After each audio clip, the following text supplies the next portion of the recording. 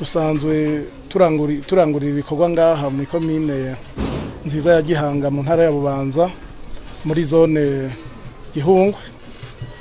Dusanzwe tworoye ingurube twatanguye mu kwezi kwa kane mu 2021.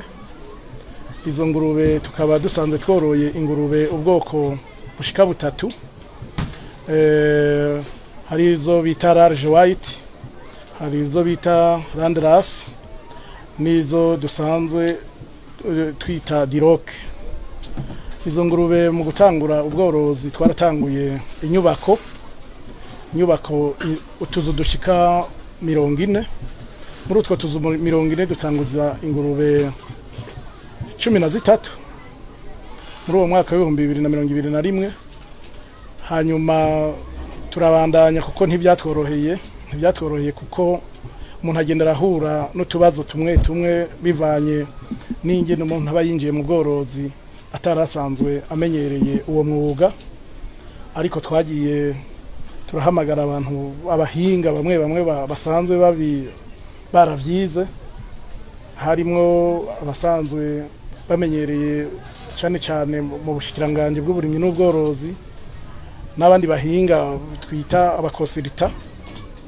Twarashoboye guhamagara abakonsulta bo mu gihugu ca Swede, nibo bashoboye kudufasha zijya nyubako mwabonye, kuko aha naho twatanguriye ngaba gistation hariya naho abahinga batweretse nyene dushobora korora kijambere mu buhinga bwa none, kubijanye n'ingaburo, kubijanye no kugwiza ubworozi bw'ingurube ku rwego rw'igihugu, no kugwiza inyama gushikaho tuzoshora no mu bihugu duhana imbibe n'ahandi ku isi yose, kuko turifuza kugwiza ingurube ku rwego rw'igihugu no ku rwego rw'isi.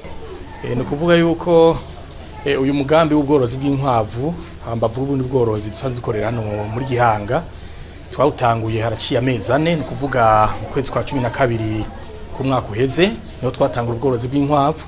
Dutangura bitoroshe kuko twatanguranye inkwavu zishika 45, kandi twazikuye mu ntara za kure ko twaragereza ivyigwa dusanga n'inkwavu mu banyagihugu sina nyinshi cyane. Hanyuma turashiraho uyu mugambi wo kugwiza ibitungwa vy'inkwavu hano.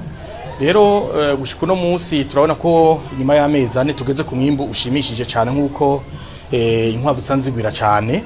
Ni kuvuga turageze ku nkwavu 231. Ihangiro dufise nuko iki kigo coba ikigo cyo kugwirizamwo imivyaro y'inkwavu, kuko twarabonye yuko abene gihugu bazikeneye kazikenewe ku murindi ushimishije. Hari amakoperative atandukanye hano muri no komine ya Gihanga baguma batwitura tukaraba murindi bariko natwe tuvuga tutireka rero tugwiza ibikorwa kugira ngo noneho nko mu myaka nk'itatu 4 kizoba ari kigo gishobora kuramura nk'inkwavu zingana nk'inkwavu 500 ku kwezi. Nukuvuga twashimye ko kiba ikigo cyo kugwirizamwo izi nkwavu abene gihugu bariko bararondera.